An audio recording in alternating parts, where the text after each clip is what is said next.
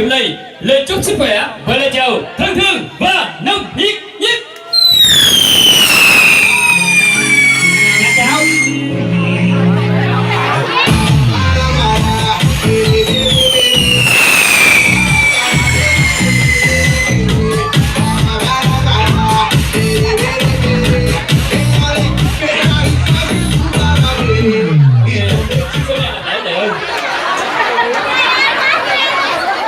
Xin cảm ơn tất cả quý vị rất là nhiều.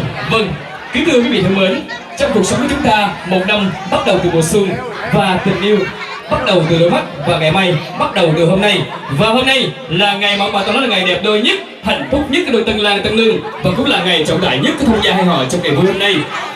Và chúng tôi xin được trân trọng giới thiệu với tất cả quý vị về phía họ nhà trai, ông bà Danh Tẩm và Thị Mỹ Lệ ở địa chỉ khu phố Biên Kinh, phường Vĩnh Hiệp, thành phố Rạch Giá, Kiên Giang, chính thức kết thúc thông gia với ông bà Quỳnh Tài, Trương Thị Tuyết Mai ở địa chỉ đường Ngọc Hân Công Chúa, phường Vĩnh Quang, thành phố Rạch Giá, Kiên Giang. Ngay bây giờ, xin mời tất cả quý vị chúng ta hãy cùng chào đón chính lễ họ nhà trai, đó là ông Danh Tẩm và bà Thị Mỹ Lệ, cùng bước lên một lễ với chúng tôi.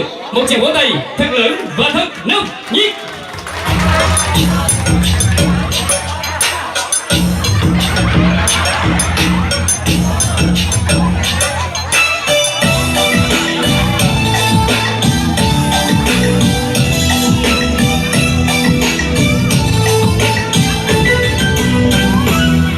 Sẵn sinh nhạc vui quá vui, tiệc cưới mừng. Kính thưa quý vị thân mến, trên sân khấu hiện diện bây giờ đó là song thân của chú rể, đó là ông Danh Tẩm và bà Thị Mỹ Lệ.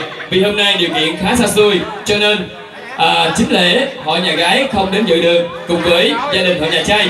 Chính vì thế, để chúc mừng thông gia hai họ Danh và Quỳnh hôm nay chính thức kết tình thông gia bền chặt mãi mãi. Xin mời toàn thể quý vị chúng ta hãy cùng dành một tràng vỗ tay thật lớn, thật nhiệt để chúc mừng. Xin cảm ơn rất là nhiều. Vâng, kính thưa quý vị thân mến,